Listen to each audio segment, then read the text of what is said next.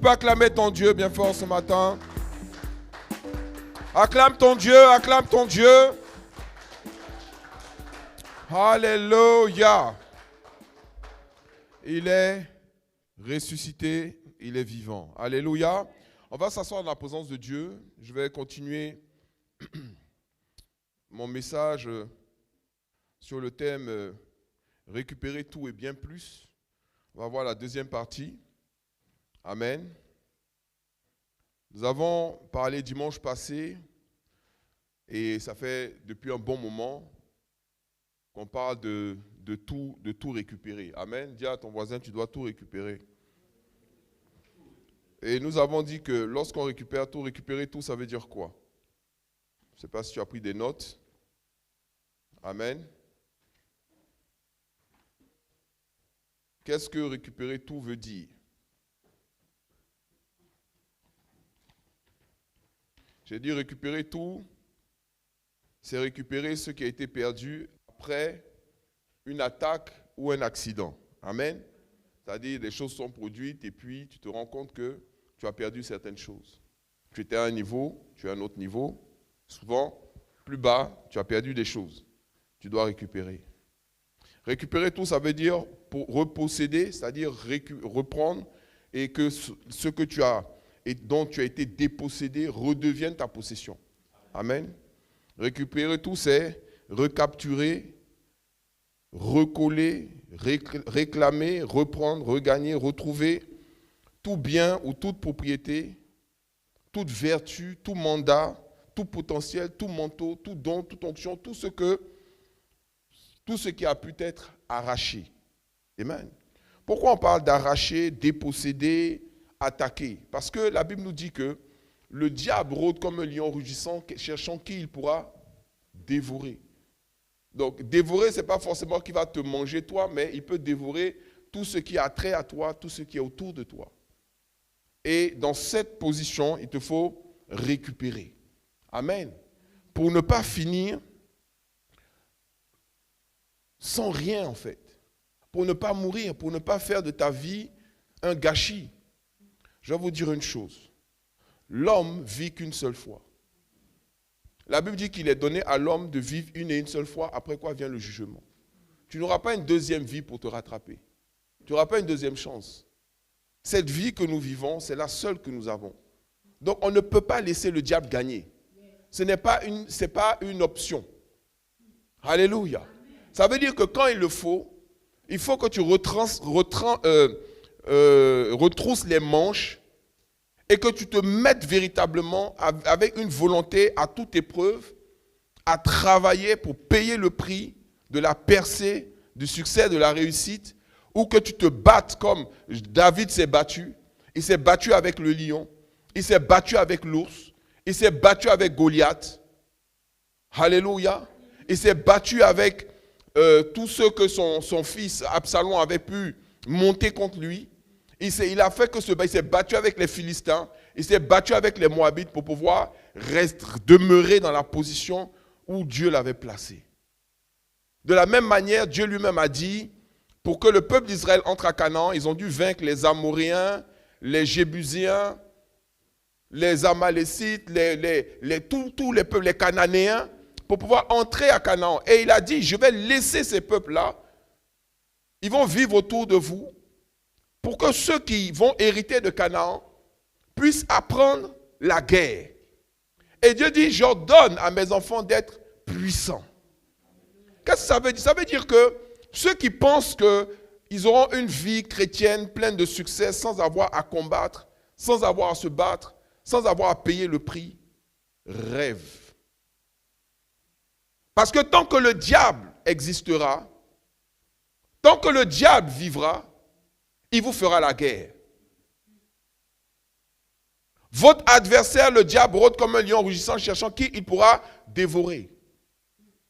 Et ce que moi je trouve ahurissant, c'est les gens qui mettent toute leur énergie à essayer de fuir les problèmes, alors qu'ils pourraient mettre leur énergie à combattre le problème.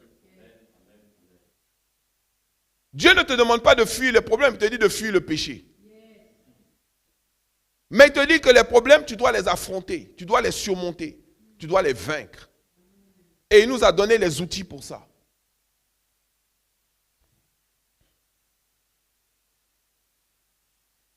Récupérer tout, c'est guérir tous les aspects de ta vie. Certainement, quand le diable est passé, il a fait un carnage. Il a dû affecter certains éléments de ta stabilité, certains éléments de ta paix, certains éléments de ton bonheur. Et puis, il est parti avec vraiment une situation, un état catastrophique. Merci. Un état catastrophique. Mais récupérer tout, ça veut dire que tout ce qu'il a pris, tout ce qu'il a volé, tu as pu aller chercher ces choses-là et les remettre dans ta vie. Ce n'est pas renoncer, c'est récupérer. Alléluia. Dis à ton voisin, ce n'est pas renoncer. C'est récupérer. Et j'ai dit, récupérer tout, c'est maximiser et optimiser, c'est-à-dire emmener au maximum les avantages qui nous ont été confédérés, qui nous ont été passés, qui nous ont été donnés par notre statut de fils de Dieu, de fille de Dieu, d'enfant de Dieu. Récupérer tout, parce que ce que on peut sembler ignorer quand vous parlez de récupérer tout, les gens pensent que ça a à voir seulement avec le matériel, que ça a à voir avec des choses physiques ou de maintenant, de notre génération. Mais récupérer tout, ça remonte à Adam. Ça remonte à la Genèse. Récupérer tout, c'est récupérer même ce que le diable a volé à Adam. Et une des choses que le diable a volé à Adam, c'est quoi? C'est l'autorité sur la terre, par exemple. Voyez? Adam a perdu son autorité. Adam a perdu sa position. Adam a perdu énormément de choses lorsque, au lieu de combattre Satan, il s'est soumis à Satan. Il a été envahi par la peur, par le trouble. Quand il a entendu la voix de Dieu, il était troublé. Dieu lui a demandé, mais Adam, où es-tu? Il dit, je suis là, je me suis caché. Il dit, mais pourquoi tu t'es caché? Il dit, quand j'ai entendu ça, j'ai eu peur et je me suis caché. Il dit, mais qui t'a appris à avoir peur? Adam agissait comme quelqu'un qui est troublé. Quand quelqu'un est troublé, c'est-à-dire Dieu, il entend son nom, Adam, il est pris de peur. Alors qu'avant, quand Dieu l'appelait Adam, il était content, il était en paix, il courait vers Dieu. Donc Adam, visiblement, était troublé. Pourquoi il était troublé? Parce que Satan était en train d'agir dans sa vie. Et qu'est-ce qu'il a fait? Il a dépouillé Adam de tout le manteau, les bénédictions que Dieu avait déposées dans sa vie. Et Dieu lui a dit, voilà les conséquences de ton acte. Tu vas redevenir poussière. Tu vas travailler beaucoup, tu vas gagner peu. C'est à la sueur de ton front que tu vas manger. Tu seras dans une position vraiment difficile. Tu vas souffrir. Il a été jeté de Canaan, donc il est sorti d'un état et d'un endroit et d'un pays où coulait le lait et le miel, c'est-à-dire où il était vraiment dans une sorte de provision, de prospérité, de paix, et récupérer tout. C'est ce que Jésus a fait. Jésus est venu et il a dit, tout ce que Satan a volé à Adam, je vais venir le récupérer. Et c'est grâce à Jésus aujourd'hui que quand Dieu nous appelle, on ne tremble plus, on n'a pas peur. C'est à cause de Jésus. Parce que Dieu lui-même a dit, il a dit que ma présence ne supporte pas le péché. Et si quelqu'un est dans le péché, quand je viens là, ma simple présence va le détruire. Et tout le monde n'était pas prêt à entendre le Seigneur, à entendre Dieu, à parler avec Dieu. On le voit du temps de Moïse. Le peuple a dit à Moïse, Moïse, nous, à chaque fois, tu viens, tu nous dis, Dieu a dit. Nous aussi, on veut entendre Dieu aujourd'hui. Aujourd'hui, là, on veut entendre Dieu nous parler. Moïse dit, mais c'est ça même que je voulais. Je veux que tout le monde puisse entendre Dieu. Il n'y a pas de problème. Rendez-vous ce soir à 18h, on se voit à tel endroit. Vous vous préparez, vous vous lavez les mains, vous purifiez, vous mettez des vêtements propres et tout ça. Vous venez à la sainte convocation. Ils sont venus. Ils ont dit aujourd'hui, là, Dieu va nous parler. Dieu va nous parler. Ils étaient contents. Ils ont commencé à entendre le tonnerre grondait. Le tonnerre a commencé à gronder, l'éclair tombe. Ils ont dit non, c'est bon, on ne veut plus, on ne veut plus. Ils ont eu peur. Ils ont dit non, Moïse, dis-lui non, on ne veut plus lui parler. On veut rentrer à la maison, on a peur. Ils avaient peur. Pourquoi? Parce que la présence de Dieu n'est pas compatible avec le péché. Or, l'homme, par sa nature, est pécheur. Il affectionne le péché, il aime le... Même Moïse lui-même, là, il a aussi commis des péchés. Mais devant le carnage que le diable est en train de faire, il a fallu que Jésus apporte une solution. Et la solution qu'il a apportée, c'était son sang, son sacrifice. Afin que son sang nous couvre et nous permette de récupérer cette position que nous avions vis-à-vis de Dieu avant que le diable n'entre dans la vie d'Adam. Et nous permet maintenant de pouvoir nous tenir dans la présence de Dieu. Si tu te tiens dans la présence de Dieu, ce n'est pas à cause de ta vertu, ce n'est pas à cause de ton statut, c'est à cause du sang de Jésus. À cause du sacrifice de Jésus. Qui nous permet donc de nous repositionner et de récupérer notre position. Donc, récupérer tout ne va pas s'arrêter à ça. Quand tu te tiens dans la présence de Dieu, quand tu as de nouveau accès à Dieu, quand tu peux de nouveau parler à Dieu et recevoir de Dieu, tu ne vas pas simplement te limiter à dire que j'ai prié hier soir, on a prié, on a dansé, on était au concert. Non, il faut que tu récupères tout. Et récupérer tout, c'est quoi? C'est les dons spirituels. La parole de sagesse, la parole de connaissance, le don de guérison, le parler en langue, l'interprétation, la prophétie. Récupérer tout, c'est être de nouveau rempli du Saint-Esprit. Parler avec Dieu régulièrement, quotidiennement. Être dirigé, conduit par Dieu.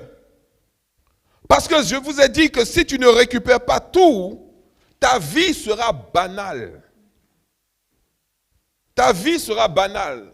Si tu ne récupères pas tout, ta vie sera... Tu peux compter sur le diable pour que ta vie soit une vie insipide, banale. Aujourd'hui, on parle des réseaux sociaux. Mais quand vous allez sur les réseaux sociaux, qu'est-ce que vous voyez? Vous voyez des gens qui font que du bruit. Du bruit, un bruit. Je ne sais même pas comment je qualifier ça. Les gens qui n'arrivent pas à faire d'enfants, là. Pardon? Stérile. Voilà. Un bruit stérile. Qui se compte en nombre de likes, en nombre de followers. Toute ta vie, tu es là, tu cherches les followers, les likes. Et quand ils sont de plus en plus nombreux dedans. Je vois des fois même des grandes dames, vraiment des mères d'enfants. Dis-moi, j'ai 4 enfants, mais tu fais quoi devant ton téléphone là, en train avec des maquillages et tout ça, en train de faire du bruit? Tu n'as pas 4 enfants dont tu dois t'occuper? 4 enfants que tu dois emmener à la réussite, à la connaissance et à la crainte de Dieu. 4 enfants que tu dois amener à se stabiliser. Non, qu'est-ce que ces enfants-là voient? Et des fois, même comment ils nourrissent leurs enfants, la personne est devant son écran là, en train de faire le pitre sur les réseaux sociaux. L'enfant a faim, tu tires un paquet de chips là et puis tu lui donnes dans le coin. Va manger. L'enfant prend le paquet de chips et puis est assis là à côté pendant que sa mère est avec les maquillages, les bijoux en train de faire croire aux gens qu'elle a une vie. Mais si tu avais une vie prospère et heureuse, si tu avais ne serait-ce qu'un seul magasin, tu ne serais pas là devant ton écran en train de faire la pitre ou le pitre. Parce que ce n'est pas que les femmes que ça concerne aussi certains hommes. Ils sont là qui racontent plein de bêtises sur les réseaux. Ils ont des gens pour les suivre. Et plus tu es disruptif, plus tu racontes des saletés, plus tu es suivi en fait. Les gens se nourrissent, excusez-moi l'expression, mais de caca. Mais comment tu peux te nourrir de caca et puis avancer dans ta vie? Alors que tu as la parole de Dieu qui est là, dans laquelle tu peux te plonger. et t'enrichir, te nettoyer, te purifier et avoir tes pensées qui sont dirigées véritablement vers les choses qui comptent, les choses qui sont importantes pour que tu puisses marquer de manière indélébile ton passage sur la terre.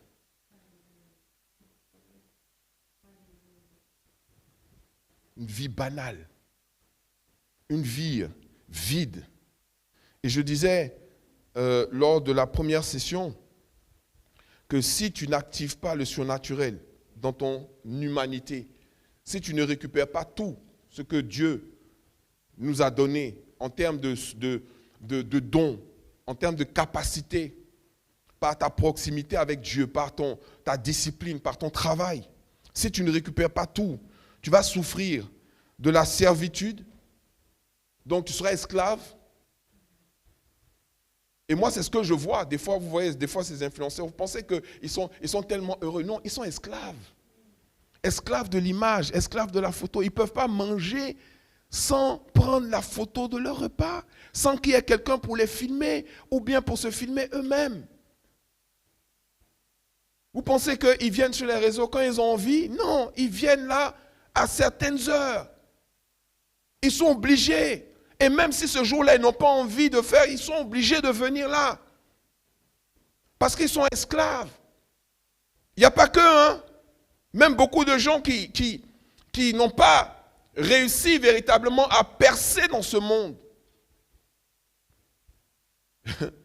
Parce que tu vas me dire, oui, mais est-ce que c'est obligé pour un enfant de Dieu de percer dans ce monde? La Bible dit que tout ce qui est né de Dieu fait quoi? Triomphe du monde. Tout ce qui est né de Dieu triomphe du monde. Tu ne peux pas être dans un état de servitude vis-à-vis du monde. Pourquoi? Parce qu'il a dit, et ceux qui triomphent du monde, c'est notre foi. Donc c'est l'activation de notre foi dans des actes réels, dans des choses, des actes que nous posons, conduits par Dieu, inspirés par Dieu, qui vont produire véritablement la percée que Dieu veut dans notre vie. Dis la foi. Amen. C'est ce que tous ceux qui ont vu la gloire de Dieu se manifester, ont expérimenté. Or, sans la foi, il est impossible de lui être agréable. Car il faut que ceux qui s'approchent de lui croient qu'il existe et qu'il est le rémunérateur de ceux qui le cherchent. On ne peut pas recevoir de Dieu sans la foi. Pour l'avoir eu, pour l'avoir manifesté, les anciens ont obtenu un témoignage favorable. Et la Bible nous parle de tous ces héros de la foi, dont celle dont on a parlé dimanche passé, dont je vais parler aujourd'hui, c'est-à-dire Ruth. Si tu n'actives pas le surnaturel, si tu ne récupères pas tout ce que Dieu a mis à notre disposition, à notre disposition, alléluia, tu vas souffrir la servitude, la frustration.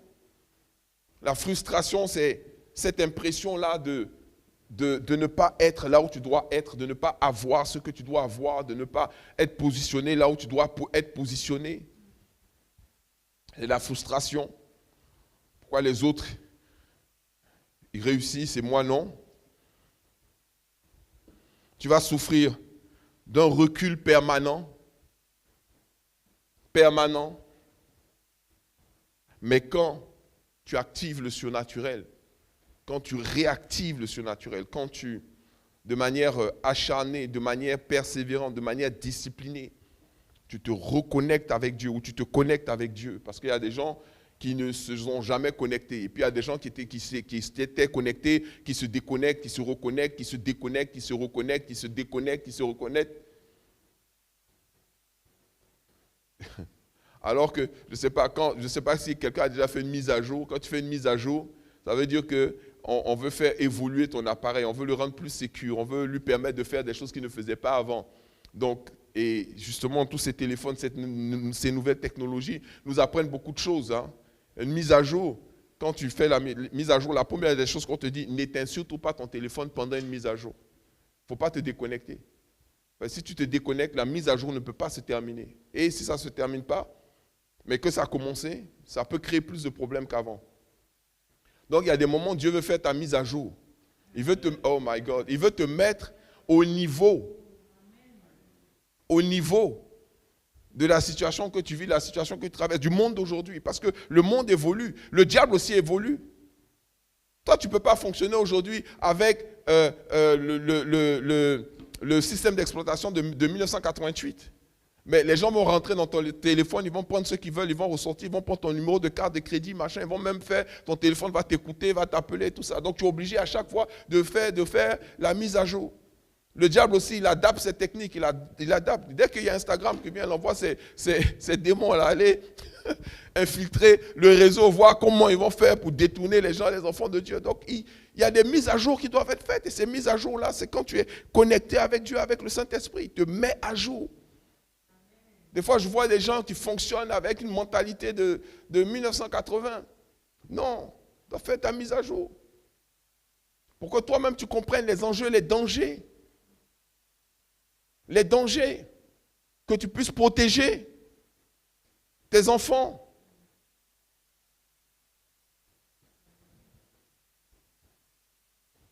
C'est quelqu'un qui faisait une expérience avec des enfants. Et il dit, je vais tenter de kidnapper 10 enfants. Mais il a fait tous les contrats, tout ça, il s'est entendu avec les parents. Je vais kidnapper ton enfant, je vais tenter de kidnapper ton enfant. Le parent dit, il n'y a pas de problème. Moi, je sais, je l'ai préparé, il n'y a aucun problème. L'enfant ne peut pas suivre un étranger. Sur les 10 enfants sur lesquels il a tenté de kidnapper, il a pris les 10. Les 10 l'ont suivi, ils sont montés avec lui dans la voiture. Il les a tous appâtés avec un chaton, un petit chat. Donc, il voit le chat là, alors, hey, j'aime les chats, il blague l'enfant un peu, viens, tu vas voir, il y a son frère qui est dans la voiture, l'enfant le suit. Les parents disent, non, je suis choqué, je ne pouvais pas savoir que mon enfant pouvait suivre. Il dit à l'enfant, monte dans la voiture, tu vas même voir, l'enfant monte dans la voiture, il ferme la portière, il dit à ce stade-là, c'est déjà fini. Donc, les parents sont là, ils sont chauds. Oui, mais tu n'as pas updaté ton discours, il dit, je ne suis pas un étranger. Mais l'enfant, il ne sait pas qu'un gars qui a un chat ou un petit chien, alors qu'il aime les chiens, il aime les chats, pour lui, ce n'est pas un étranger. Un chat, ce n'est pas un étranger. Un chien, ce n'est pas un étranger. Un chaton, non, ce n'est pas un étranger. Donc, si tu ne te mets pas à jour des techniques que les gens utilisent pour pouvoir kidnapper les enfants, ben, ton enfant il est en danger.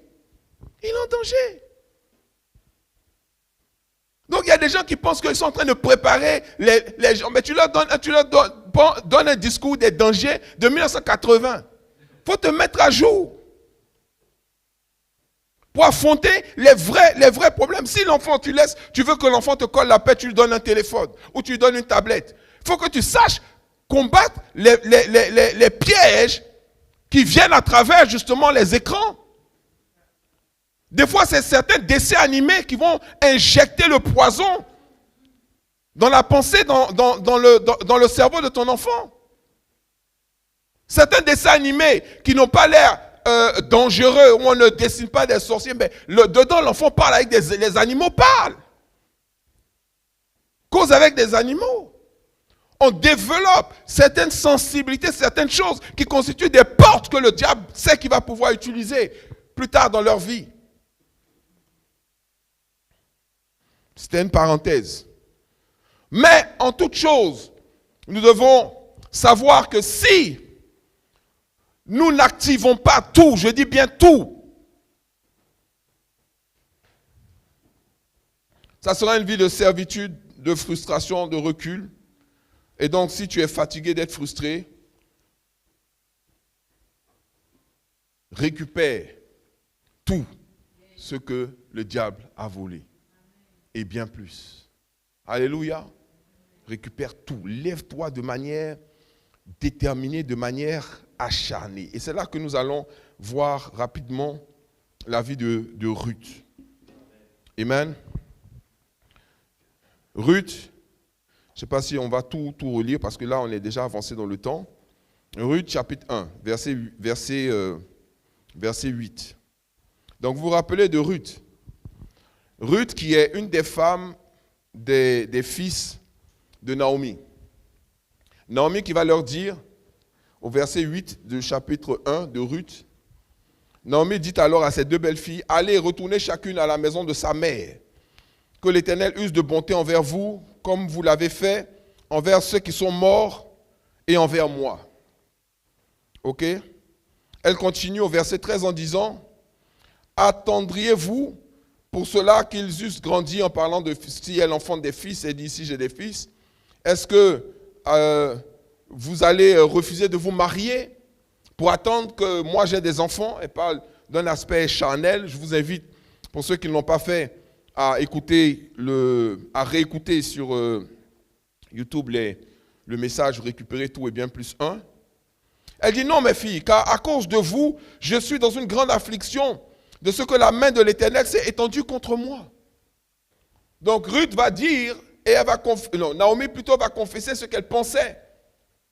C'était que cette situation est arrivée à cause d'Orpa et de Ruth. C'est à cause de vous. Les gens se mettent eux-mêmes dans des problèmes et après, ils vont toujours chercher à trouver des boucs émissaires. Elle était à Bethléem, la maison du pain. Dès qu'il y a eu une secousse, elle est partie avec son mari. Ce n'est pas Dieu qui leur a dit de partir. Je suis sûr que s'ils avaient consulté Dieu, Dieu allait leur dire, restez tranquille, le pain va revenir. Amen. Alléluia. Dieu ne va pas les tromper. Mais quand les gens fonctionnent avec leur vue, avec leurs yeux, ils ne consultent pas Dieu. Ils vont, et puis après maintenant ils disent, Dieu, viens me bénir. Il y a des gens qui sont partis de leur pays, ils sont venus ils sont allés dans d'autres pays, pas parce que Dieu leur a dit de partir. Parce qu'ils ont dit non, là-bas il y a plus d'opportunités pour moi, ils sont partis. Pour se rendre compte finalement que ceux qui sont restés là, d'autres ont des restaurants, d'autres ont des terrains, d'autres sont à leur 4e villa, mais pas tous. Il y en a aussi qui n'ont pas bougé. Mais qui te dit que c'était la meilleure solution pour toi? La meilleure solution pour toi, c'est le chemin que Dieu a tracé pour toi. Quel que soit le pays où tu es, que tu sois dans ton pays d'origine, que tu sois dans un pays où tu es parti, que tu sois en transit, quel que soit l'endroit où tu es, la question n'est pas où tu es, la question est avec qui tu es. Et est-ce que tu as l'approbation, la bénédiction de Dieu? Est-ce que c'est Dieu qui t'a emmené là? Elle n'était pas allée dans ce pays avec la bénédiction de Dieu. Mais ce qui est sûr, c'est que elle a compris quelque chose. Vous savez pourquoi? Parce que Ruth, on l'appelait comment? La Moabite. Ok? Ainsi revint du pays de Moab Naomi et sa belle-fille, Ruth, la Moabite. C'est le verset 22. Ainsi revint du pays de Moab Naomi et sa belle-fille, Ruth, la Moabite. Dis Moabite. Vous savez qui sont les Moabites? Quand on lit la Bible, c'est bien de voir un peu la généalogie, l'histoire des peuples. Ça nous enseigne énormément de choses. Les Moabites, c'est les descendants de Moab. Ok? Là, vous dites, ah ouais, mais bon, Moabite, Moab. Mais qui est Moab? Moab, c'est le fils de Lot, qu'il a eu d'une relation incestueuse avec sa fille aînée. Vous pouvez voir ça dans Genèse chapitre 19, verset 37. Ah, là, ça commence à parler. Genèse 19, verset 37. Quelqu'un a trouvé? Très important. Quand vous étudiez la Bible, ne soyez pas paresseux. Il faut chercher. Alléluia. Regardez ce que la Bible dit. Lui n'a pas couché seulement une de ses filles. Hein? Vraiment. Les deux. Seigneur, ta grâce. Lisez à partir du verset 34. Je lis. Le lendemain, l'aîné dit à la plus jeune, donc l'aîné des filles de Lot, elle dit à la plus jeune, voici, j'ai couché la nuit dernière avec mon père, sans problème. Ça ne l'a même pas dérangé. Faisons-lui boire du vin, encore cette nuit, et va coucher avec lui, afin que nous conservions la race de notre père. Donc elle estime que son père, là, en lui-même, il a une race, la race de Lot, qui vont devenir les Moabites.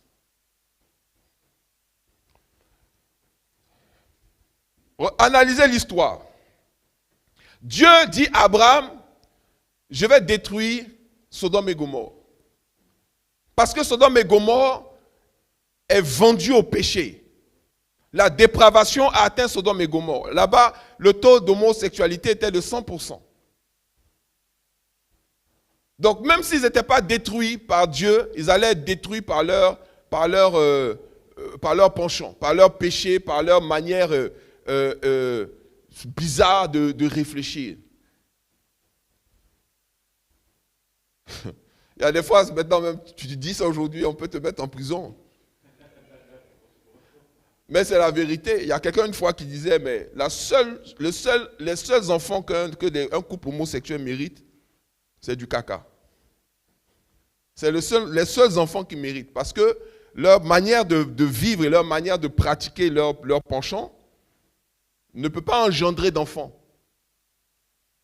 Est-ce que vous comprenez ce que je suis en train de dire?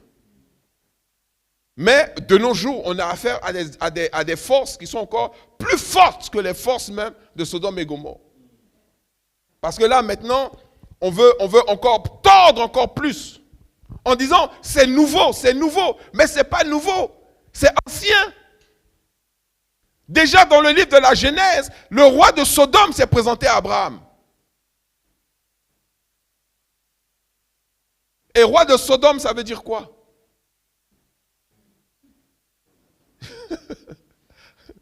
Sodome, là,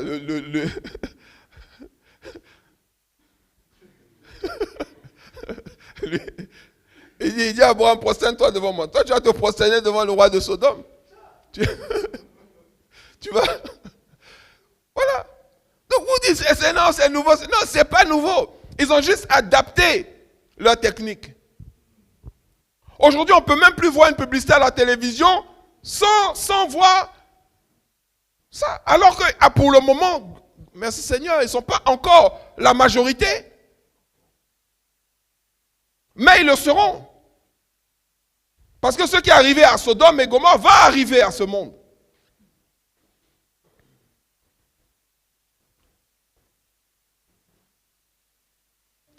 Donc, Dieu dit à Abraham, je vais détruire Sodome et Gomorrhe.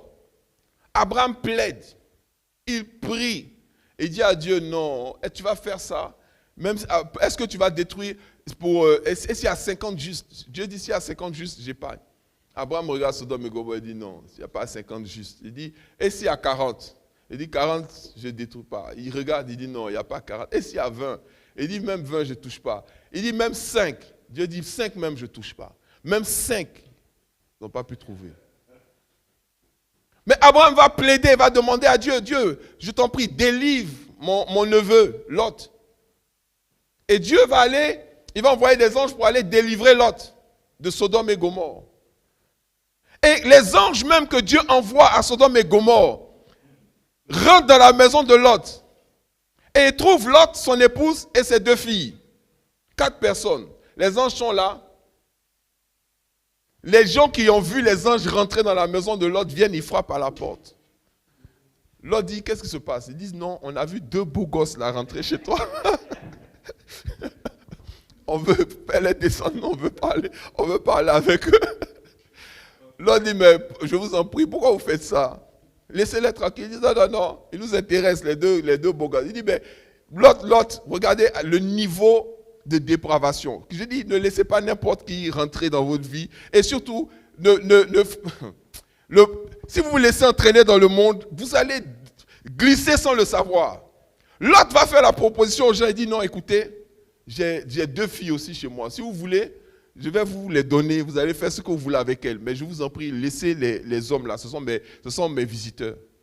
Les gens disent, non, non, tes filles, non, on ne veut pas de filles. On ne veut pas les filles, on veut les garçons qui sont là-bas, pour montrer le niveau. Et malgré ça, les anges vont dire, écoute, l'autre, vraiment la situation devient dangereuse, parce que là, c'était vraiment terrible. Les gens étaient prêts à casser la porte, rentrer pour faire ce qu'ils voulaient. Les anges vont dire, bon, on va vous faire sortir de là. Toi, ta famille, toi et tes enfants, et ton épouse et tout. Mais quand on va vous faire sortir là, que personne ne regarde en arrière. Donc, pour vous montrer à quel point le cœur même de la femme de Lot était attaché à Sodome. Quand les anges les ont sortis de là, elle était même la première à regarder en arrière. Regardant en arrière, elle est devenue une statue de sel. Donc toi, tu penses que non, la personne qui est avec toi veut sortir du monde. Oh, le monde là, l'a happé même comme ça, l'a avalé. C'est-à-dire, est-ce qu'il a consulté sa femme pour dire, est-ce que tu veux sortir de Sodome? S'il lui avait demandé, elle a dit, mais pourquoi tu veux sortir d'ici? Il y a un problème là. C'est ici, j'ai mes amis, on prospère et on est bien ici. C'est là, j'ai ma maison, c'est mon appart. Je veux pas. Elle n'était pas d'accord pour partir. Donc tu peux penser, si tu n'es pas rigoureux, si tu n'es pas vigilant, il dit veillez et priez. Votre adversaire, le diable, rôde comme un lion rugissant. Il y a des gens, pendant que toi tu es en train de regarder sur... tu dis, on ne va pas à l'église, on va rester à la maison, on va regarder le culte sur Internet. Donc pendant que toi tu es à ton téléphone, tu es en train de regarder le culte, l'autre elle est sur Netflix, elle est en train de regarder une série. Hein. Donc toi tu penses que vous êtes en train d'évoluer spirituellement, mais vous êtes déjà sorti du cadre. Vous prenez des directions qui sont opposées. L'autre et sa femme, ils n'étaient pas sur le même diapason. C'est pour ça qu'elle est restée. Mais elle a pu quand même sortir avec ses 2 filles. Sauf que le poison était déjà là-bas. Les filles disent, mais il n'y a pas de garçon, papa est là, on va faire comment? Lui-même, l'autre même, il avait un problème. Parce que moi, même si j'ai bu du vin, c'est pas possible. Ce qui s'est passé, ce n'est pas possible. Même si tu as bu du vin. Elles disent, bon, on va le faire boire. Et puis, on va lui assurer une race.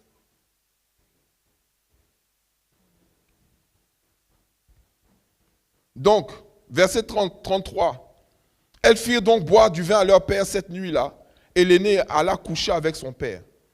Il ne s'aperçut ni quand elle se coucha, ni quand elle se leva.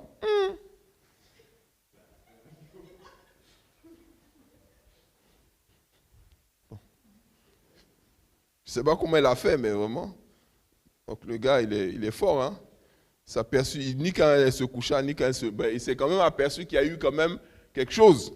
Quoi qu'il en soit, verset 34, la Bible dit, le lendemain, l'aîné dit à la plus jeune, voici, j'ai couché la nuit dernière avec mon père.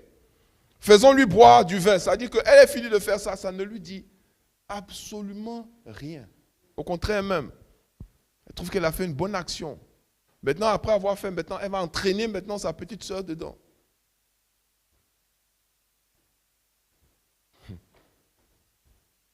D'autres qui entraînent tu n'entraînes jamais tes frères dans les bonnes choses, tu les entraînes toujours dans des problèmes, dans les déviances.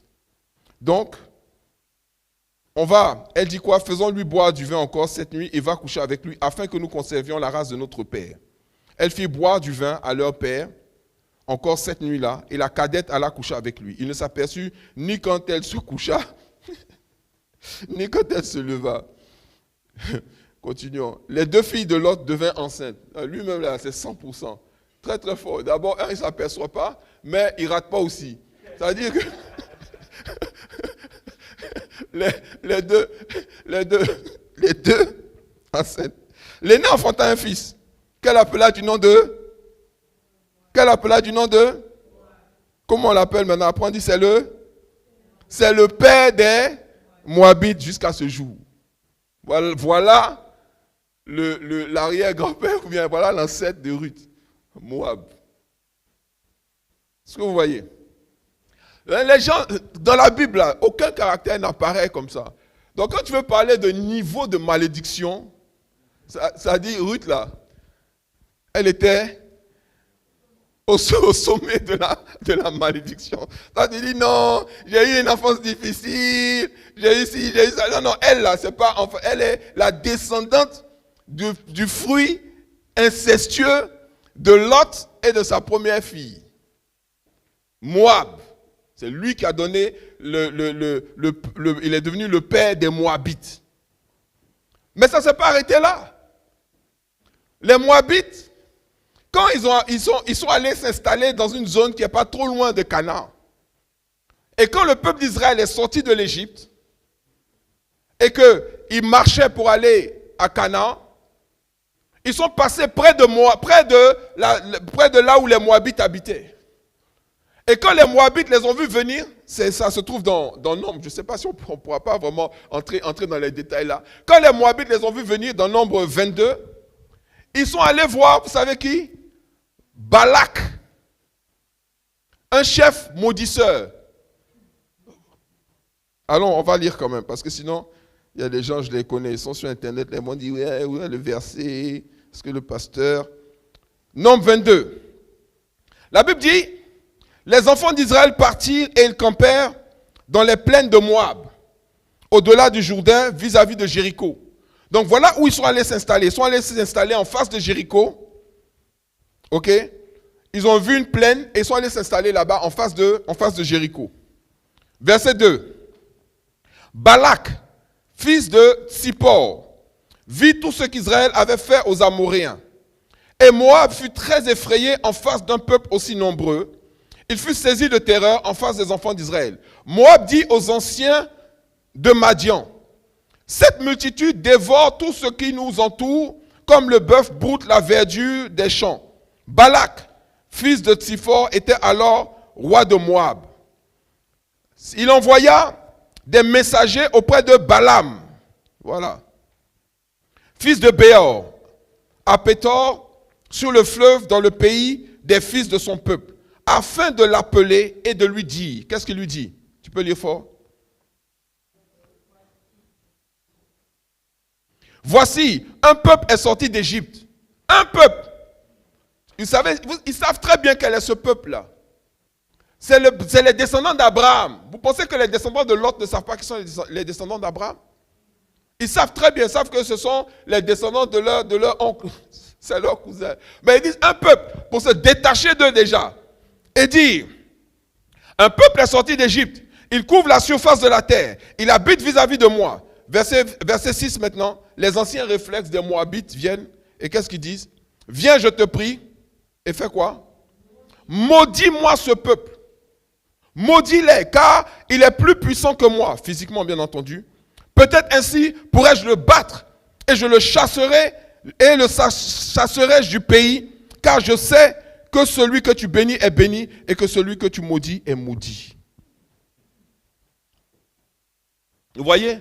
Ils sont allés faire appel à une sorte de sorcier, une sorte de marabout, pour dire, viens maudire le peuple d'Israël.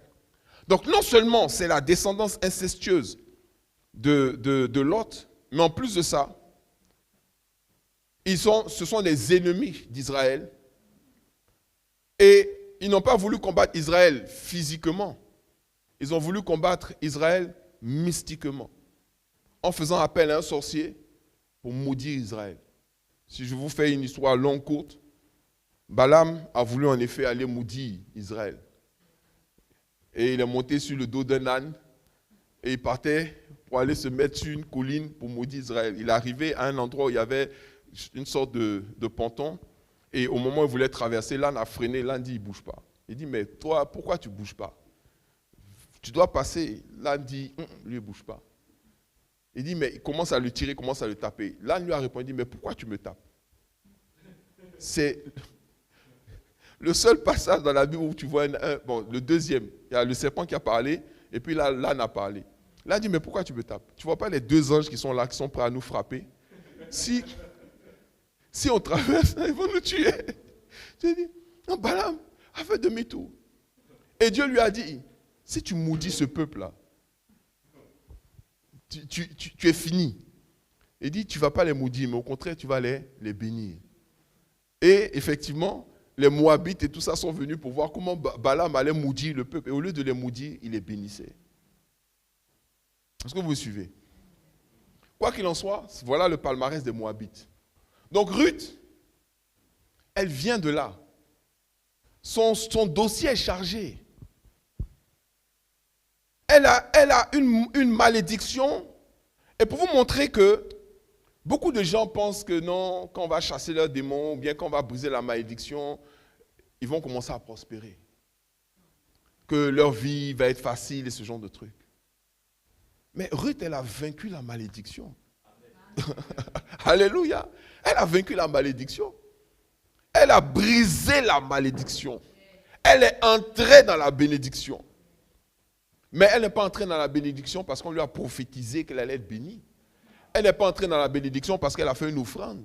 Elle n'est pas entrée dans la bénédiction parce qu'on a chassé un démon. Elle est entrée dans la bénédiction par la force de sa détermination, par son travail, par la manifestation de sa foi. Et c'est ça que nous devons comprendre quand je dis récupérer tout. Je vous ai dit au début, lorsque j'ai commencé cette série, récupérer tout, ce n'est pas s'asseoir dans son salon et puis de dire je récupère, ou bien venir dans une comment on appelle ça, une assemblée et puis on est là, je récupère au nom de Jésus, je récupère. Non, c'est pas, on veut tout mysticiser. C'est pas une question de je récupère. Non, quand tu récupères, c'est d'abord tu te fixes l'objectif. 2, tu travailles à atteindre cet objectif. Jusqu'à ce que tu l'atteignes. 3, tu ne méprises pas le petit commencement. Tu commences là où tu es. Tu ne te dis pas, non, quand j'aurai ça, je vais faire. Quand j'aurai ci, je vais commencer. Quand j'aurai cela, je vais commencer. Non, tu commences avec ce que tu as. Mais dans la poursuite de ce que tu veux. Et tu persévères. Sans te laisser décourager. Et c'est l'exemple que Ruth nous a montré. On retourne dans le livre de Ruth. S'il faut un troisième, il y aura un troisième. Amen. Vous voulez aller en profondeur, non? Vous voulez récupérer tout et bien plus. Parce que Ruth est l'exemple de quelqu'un qui a récupéré tout et bien plus. Vous savez quoi? Pour elle, récupérer tout, c'était quoi? C'était retrouver un mari, non? Mais elle n'a pas eu qu'un seul, elle n'a pas eu qu'un mari. Elle n'avait pas d'enfant, elle a eu un enfant, bien plus. Elle était la descendante d'un peuple maudit. Les Moabites, là, c'est des maudits. Mais elle est sortie de la malédiction, elle est entrée dans la bénédiction. Amen. Elle était, comment on dit ça, vouée à l'hégémonie, à la destruction, à l'enfer. Mais elle a pu graver son nom dans la généalogie de Jésus. Alléluia. Vous voulez vérifier, c'est dans Matthieu chapitre 1, verset 5. Je crois que je vais fermer là, et puis ensuite on va analyser comment on appelle ça, dimanche prochain, les actions que Ruth a posées pour pouvoir transformer cette situation. Matthieu chapitre 1, on va lire à partir du verset 1. C'est bien même. Je vous ai dit, les généalogies, c'est très intéressant. C'est très intéressant. Ça peut avoir l'air ennuyeux, mais quand tu connais, tu connais. Alléluia. Et à chaque fois, faites un exercice un jour, je ne sais pas à quel niveau vous êtes dans l'étude de la parole, mais à un moment, vous prenez la généalogie de Jésus et vous étudiez chaque caractère de sa généalogie. C'est un message, c'est tout un message. Généalogie de Jésus-Christ, Matthieu chapitre 1. Généalogie de Jésus-Christ. Fils de David, fils d'Abraham. C'est-à-dire lui, alléluia. On ne dit pas fils de Joseph. Non. Fils de David, fils d'Abraham. Pourquoi? Si je commence là aujourd'hui, on n'est pas sorti avant demain. Donc, Abraham engendra Isaac. Isaac engendra Jacob. Jacob engendra Judas et ses frères. Judas engendra Tamar, Pharès et Zara. Pharès engendra Esrom. Esrom engendra Aram. Aram engendra Aminadab. Aminadab engendra Naasson. Naasson engendra Salmon. Salmon engendra Boaz de Rahab. Boaz engendra Obed de Ruth. Obed engendra Isaïe. Isaïe engendra David le roi. David engendra Salomon de la femme d'Uri. Salomon engendra Roboam. Roboam engendra Abia. Abia engendra Asa. Asa engendra Josaphat. Josaphat engendra Joram. Joram engendra Ozias. Ozias engendra Joatam. Joatam engendra Achaz. Achaz engendra Ézéchias. Ézéchias engendra Manassé. Manassé engendra Amon. Amon engendra Josias. Josias engendra Jéconia et ses frères au temps de la déportation à Babylone. Après, ça continue jusqu'à jusqu'à David. 14 générations depuis David jusqu'à la déportation à Babylone et 14 générations depuis la déportation à Babylone jusqu'au Christ. Voici de quelle manière arriva la naissance de Jésus-Christ. Amen. Amen. Donc, Ruth a été, non seulement elle est entrée dans la généalogie de Jésus-Christ, mais elle est citée dans la généalogie. On ne cite pas beaucoup de femmes dedans. On cite d'abord la première, on cite Tamar, et ensuite on cite Ruth, et après on va citer Rahab, aussi qui était une étrangère, aussi, qui était une prostituée même. Et ensuite on va citer également Marie, de laquelle est né Jésus, qui est appelé Christ. Ok, ça c'est verset 16. Jacob engendra Joseph, l'époux de Marie, de laquelle est né Jésus qui est appelé Christ. Donc, même dans la généalogie de Jésus, il a fallu que certaines personnes, en fait, c'est comme une manière de les honorer. Pour dire, Jésus n'est pas tombé comme ça du ciel.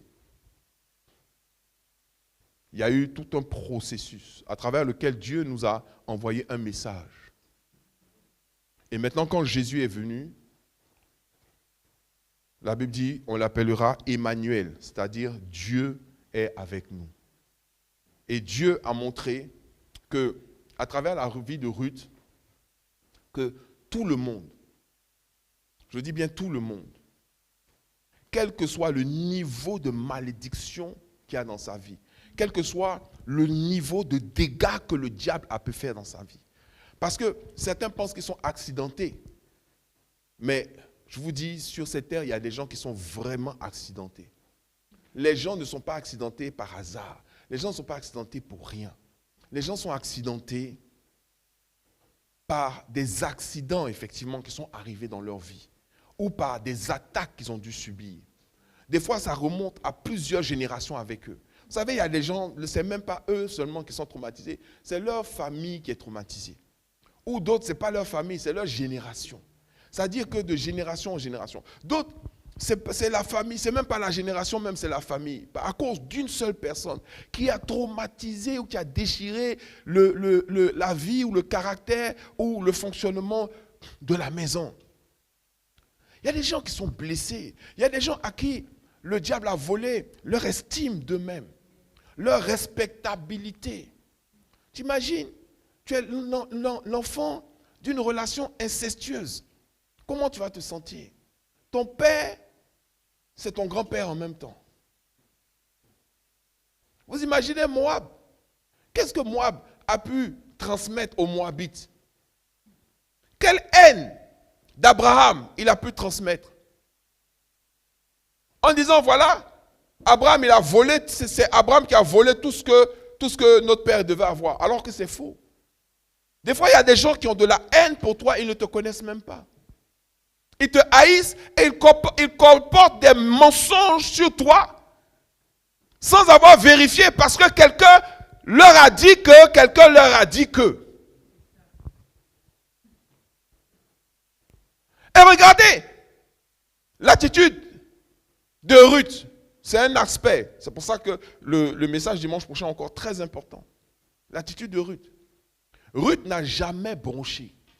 C'est-à-dire celle qui même a essayé de leur expliquer que non, c'est à cause de vous, il y a eu les problèmes et tout. Quand Ruth a commencé à travailler à Bethléem, non, oui c'est ça, c'est Bethléem, à la maison du pain, dans la vigne, dans l'exploitation de Boaz, aucun commérage, aucune discussion. Elle n'a pas dit oui, vous êtes les descendants d'Abraham, de ceci, dans les discussions bizarres. Elle n'était pas dans ce qu'on appelle les Congossa. Je ne sais même pas pourquoi on appelle ça Congossa. J'espère que ce n'est pas parce que, ou les Songi. Elle était focalisée sur la poursuite de son objectif. Elle était engagée totalement. Elle était persévérante. Elle n'était pas là un jour et puis l'autre jour elle dit non, j'ai mal au dos, j'ai mal aux pieds, je vais rester à la maison, machin. Elle a poursuivi son objectif jusqu'à ce qu'elle l'atteigne. Mais elle s'est rendue compte que derrière le fait d'atteindre son objectif se trouvaient encore d'autres bénédictions derrière. Quand vous commencez à poursuivre la grâce de Dieu, à poursuivre la récupération de tout ce que le diable vous a volé. Parce que qu'est-ce qu'il a dit? Poursuivrai-je? Il dit oui, poursuis. Atteindrai-je? Tu atteindras. Et tu récupéreras tout ce qui t'a été volé. Amen. Donc, le fait de récupérer tout commence d'abord par la poursuite, comme je vous ai expliqué. Qu'est-ce que tu veux? Est-ce que tu veux? Il faut que tu puisses te voir dans les 5 prochaines années, dans les 2 prochaines années, dans les 5 prochaines années, dans les 10 prochaines années. C'est ce qui va déterminer tes choix. C'est ce qui va déterminer le travail que tu vas accomplir, les choses que tu vas faire. Qu'est-ce que tu veux être dans les 5 prochaines années? Est-ce que tu veux être une grande femme de Dieu, respectable, qui connaît la parole, qui est capable de dispenser la crainte de l'Éternel à sa progéniture, qui veut avoir un foyer béni, stable, qui baigne dans la présence de Dieu? Est-ce que c'est ça ton objectif? Parce qu'il y a des gens, je ne sais pas, c'est pas forcément leur objectif. Leur objectif, c'est moi je veux avoir la vie d'une star. Je veux manger dans les meilleurs restaurants.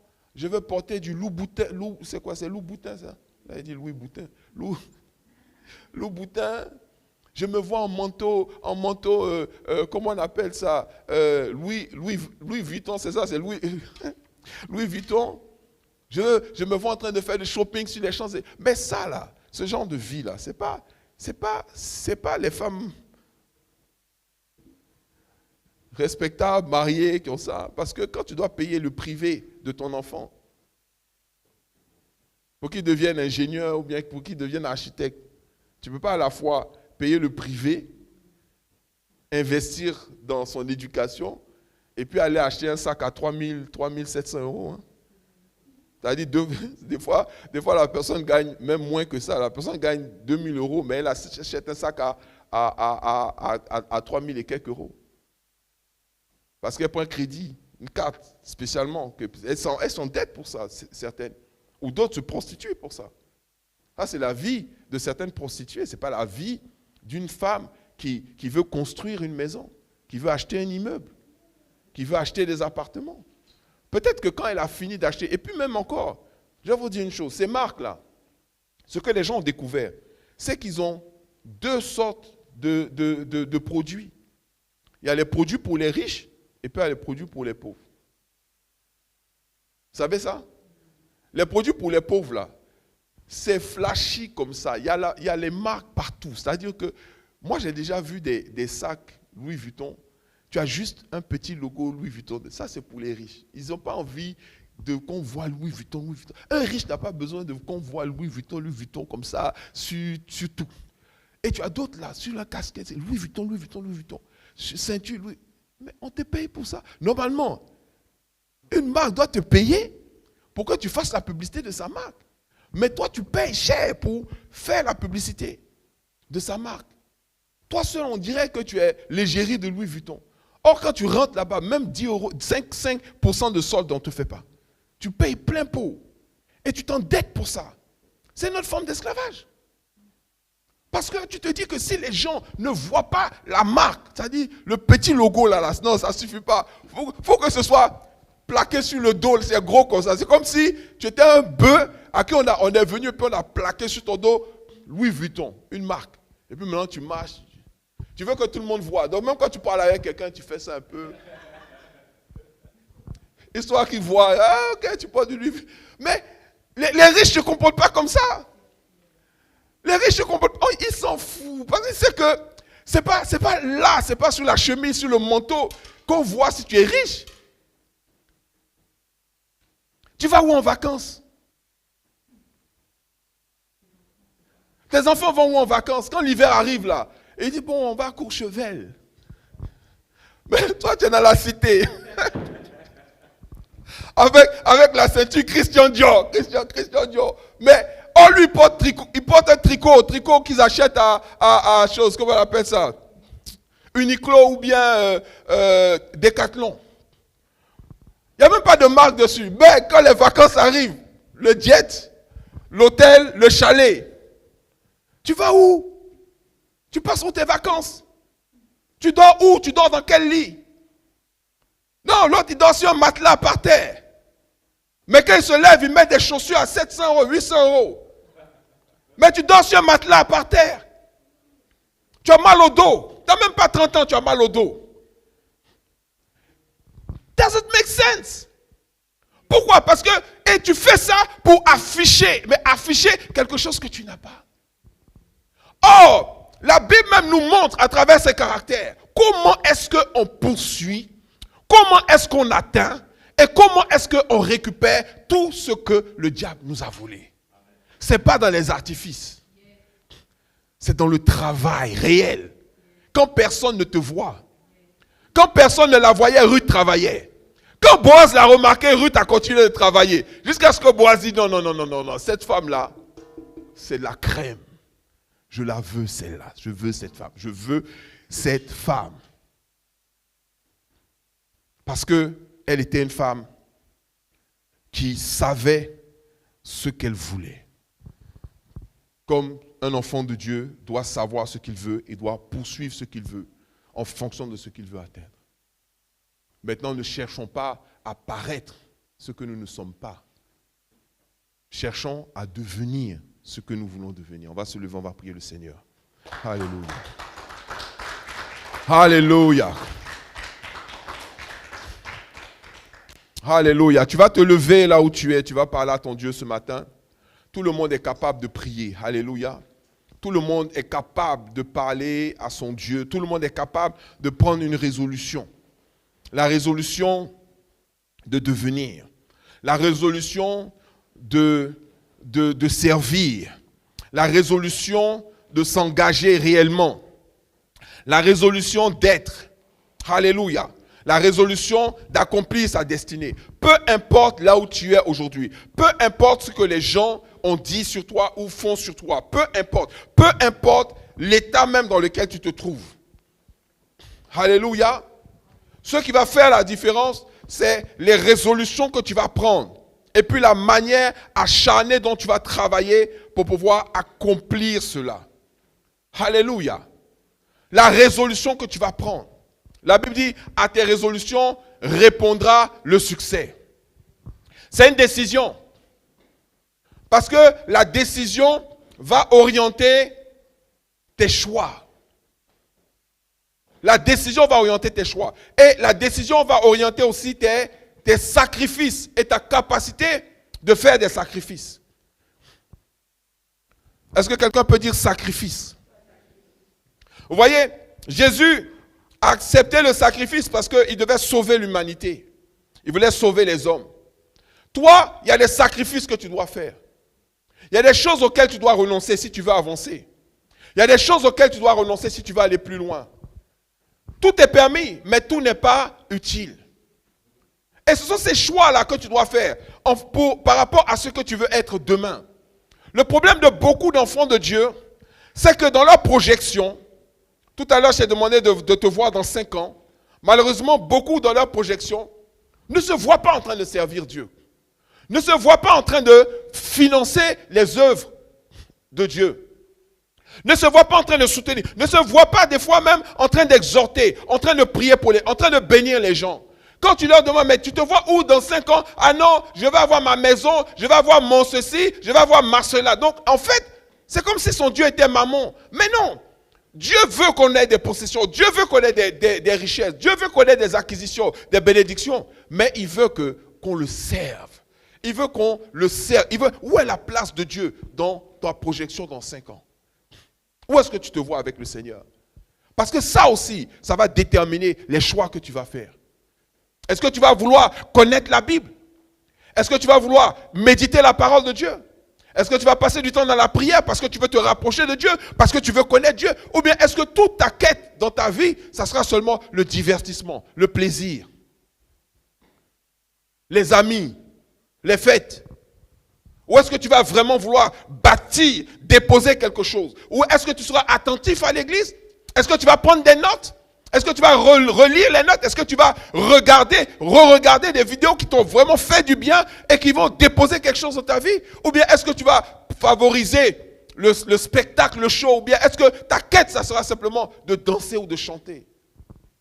Toutes ces choses-là vont faire de toi le genre de personne qui aura récupéré tout et qui aura un dépôt de surnaturel dans sa vie et qui connaîtra la percée où tu vas demeurer dans la frustration et dans l'esclavage. Je déclare que l'esclavage et la frustration cessent dans ta vie au nom de Jésus. Alléluia, alléluia, alléluia. Ces choses s'arrêtent dans ta vie au nom de Jésus. La médiocrité ne sera pas notre partage.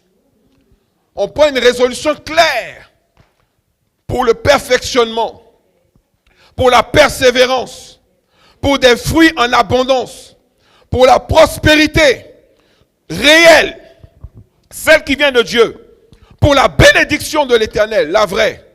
Alléluia. Élève la voix. Oh Satarabasha Kamaya. Prie ton Dieu pour toi. Seigneur, je prends la résolution ferme. Je prends la résolution ferme de marcher dans tes voies et de voir ta main glorieuse se manifester dans ma vie. Je refuse de céder à toute forme de séduction, de la facilité et du bruit stérile. Je déclare que je m'engage dans un travail réel et profond pour saisir la vraie bénédiction, celle qui vient de toi et qui n'est suivie d'aucun chagrin. Je renonce à toute dissimulation. Je renonce à tout mensonge. Je renonce à toute prétention pour marcher dans la vérité, dans le travail, dans la discipline, au nom de Jésus, dans la rigueur, au nom de Jésus. Et le peuple de Dieu dit, Amen. Acclame ton Dieu bien fort ce matin. Alléluia. Acclame ton Dieu bien fort. Acclame ton Dieu. Pousse des cris de joie à ce Dieu merveilleux. Alléluia. Waouh. On va s'asseoir dans sa présence, le temps de prendre nos offrandes. Je me rappelle quelque chose. Vous savez, quand les gens ont demandé à Balaam, peut-être dimanche prochain, on va lire le passage, qu'ils ont demandé à Balaam de maudire Israël. Il a dit au nom du Dieu qui est capable de changer la malédiction en bénédiction. Je suis sûr que Moab a compris que Dieu pouvait changer la malédiction en bénédiction. Et que les Moabites savaient que Dieu pouvait changer la malédiction en bénédiction. Et que Ruth s'est dit, mais là j'ai l'occasion de voir la malédiction de notre peuple Moab là, quitter sur moi. Et ce n'est pas en retournant chez Moab, c'est en allant là où on dit que le Dieu qui change la malédiction en bénédiction est à Bethléem. Et elle est partie. Dieu a enlevé l'opprobre sur elle. Dieu a changé la malédiction en bénédiction. Alléluia. Et encore une fois, ce n'est pas parce que quelqu'un lui a imposé les mains. Ce n'est pas parce que quelqu'un a prié avec elle. Non, c'est à cause de sa foi. Donc aujourd'hui, après que Jésus soit venu sur terre, après que le Saint-Esprit ait été dispensé sur tout le monde, après que nous ayons cette dispensation de connaissance. Vous voyez, dans ce temps-là, Ruth elle ne pouvait pas se fortifier avec un message sur Google, sur YouTube. Hein. Elle ne pouvait pas écouter Papa Moïse prêcher. Et il n'y avait pas de Bible. Oh my God! Il n'y avait pas de Bible. Il y avait juste le Pentateuque, les choses que Moïse avait, les récits de Moïse. Donc, ils ont appris ça.